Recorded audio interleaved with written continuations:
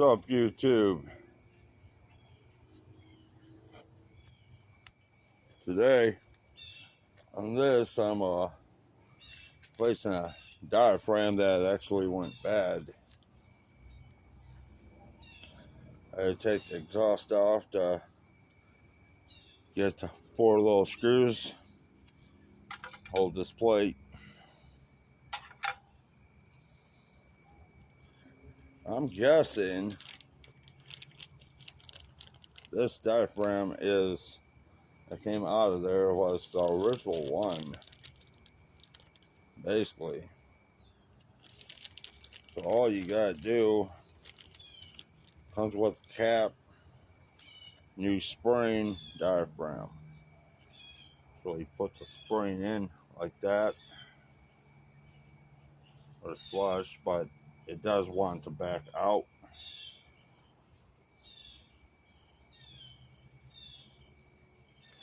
Take a new diaphragm. Okay. You gotta make sure that the holes that go right in. Let's pivot here.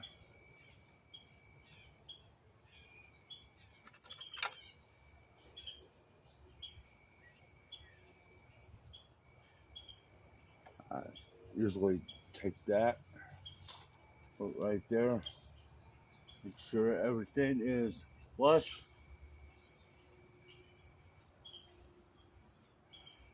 Take a screw,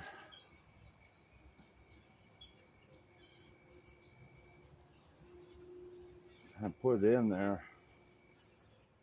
Because if you have a weak diaphragm, that's like the fuel pump to this. The lobe cam, when the piston comes up and turns,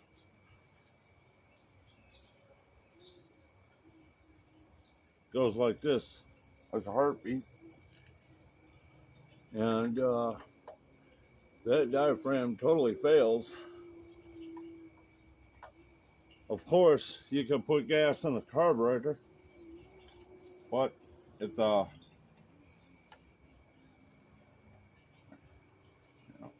I want to come up, you can put it in the carburetor and it'll start all day long, then die, because of the diaphragm that's in this carburetor. You can still buy them. I mean, I can buy stuff as old as for my Clinton snowblower, because back in the day, Clinton was its own brand, but they merged with Tecumseh, and anything almost from Tecumseh will interchange with the Clinton engine.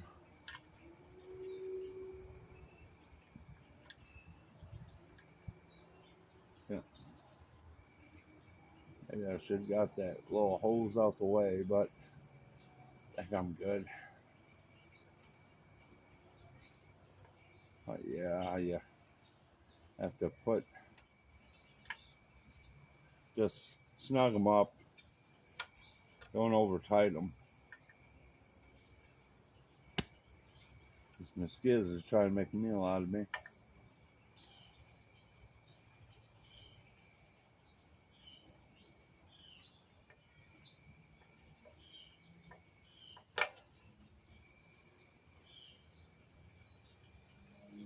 That's that.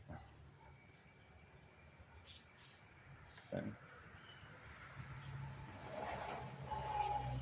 Please check the holes.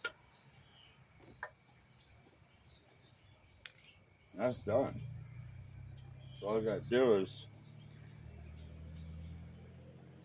put the exhaust back on.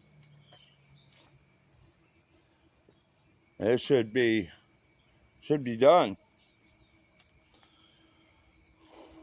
And this is a 5-horse Briggs, and I think the same type of thing up. to like a 10 or 12 horse, same thing. But yeah, your diaphragm is right in here, and I've got several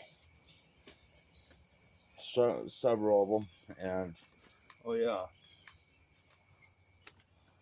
this thing right here was a diaphragm. You can see how stiff that is. It's no good.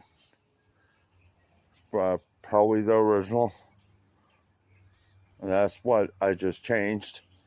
And the old spring, that's what you get at a kit. Spring, cap, and a new diaphragm.